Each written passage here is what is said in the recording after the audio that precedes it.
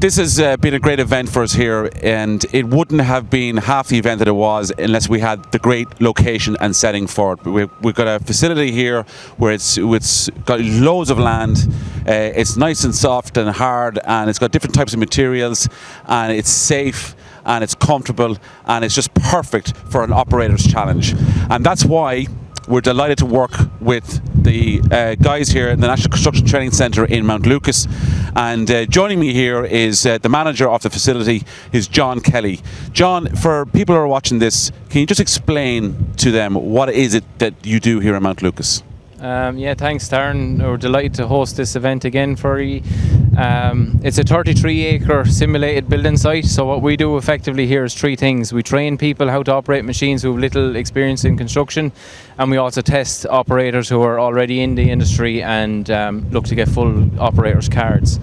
The second thing that we do here is we do non-craft training. So for people, it's bespoke construction-related training for the industry. So we work closely with the CIF and all the industry in relation to utilities, formwork, steel fixing. So courses that are identified as skills gaps in the industry, and we put programs together in consultation with them. They're industry-led, and because we're state-funded here under the umbrella of Laois and Offaly Education and Training Board, we have the space, we have the facilities, and we have the staff here to try react to the needs and trends that are out in the construction industry. Okay, just to give people an overview, what machines do you train people on to give them a ticket? So if you like here, our signature piece is the tower crane that we have on site here. So it's a self-erect remote control crane, it's a tower crane, and it's a slinger signaller training piece all in one. It's the only one of its kind in Ireland. It's the only one of its kind in Europe that has both a jumbo training cab and has a passenger lift on it, which means from a training perspective it makes life very easy and straightforward for both the instructor and the trainees that are on the courses. We also have the excavator family. We have the mini digger, we have the 180 excavator, and we have the 360, and then we have the Arctic dumper, site dumpers. We've both a cabbed version and then the straightforward conventional one without the cab. The reason for that is because there's a growing trend in the industry seeing more cabs, so we try to reflect what's out there. Telehandler, we recently upgraded that to a high visibility one. It gives people a more effective training perspective, and it's for the novices coming in on the new entrance program.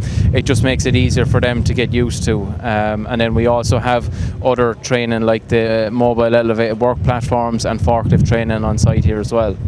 Now, it's been great for me to be down here today watching all the operators do battle against each other to see who's going to win the awards. But what's been really great is the amount of detail in the challenges. How much effort and time did it take you guys to come up with the challenges, and how long did it take to put it all together? Yeah, I suppose that the learning from the last time was the more you put into it, the more you get out of it. So it was a very successful event 2 years ago, but we sat down and we said, how can we make it better? And the key word this time is to make it as professional as possible. So the way we went about doing that was we sat down and with Ian Maguire here, the brains behind this event today, we decided how can we replicate the best that's out there, and we feel we've achieved that here, but that was done through weeks and weeks of sitting down, drawing up plans, and actually hours and hours out here whenever there was a spare hour going, weekends, things like that. So it's there's about 6 weeks work on into what we see here today. Yeah, it's very clear to see.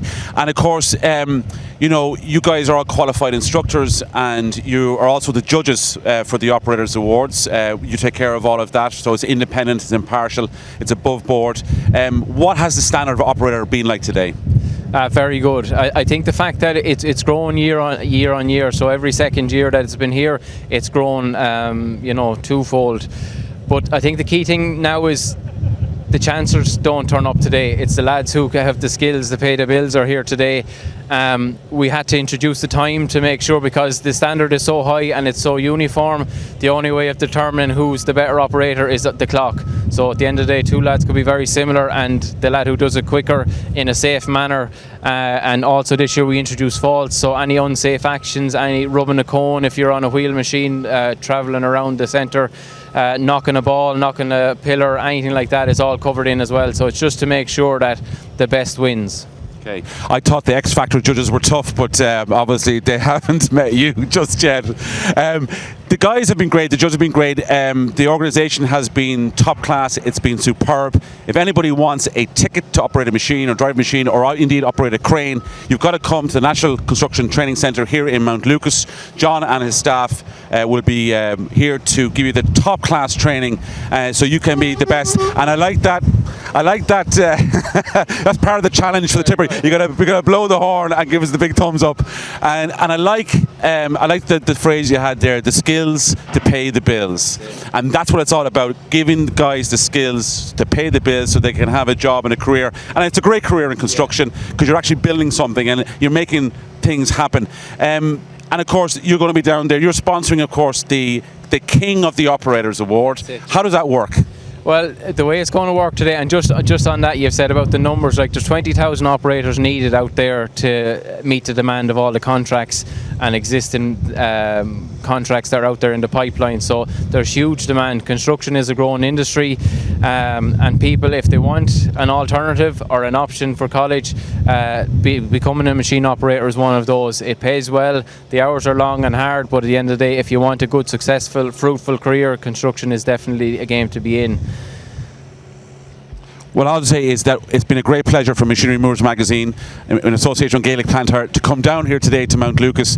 You guys have done a fantastic job, and it's been a pleasure once again to be working with you. Thanks very much, John. Thanks, Darren. You're more than welcome, and we'll talk to you guys a little bit later on.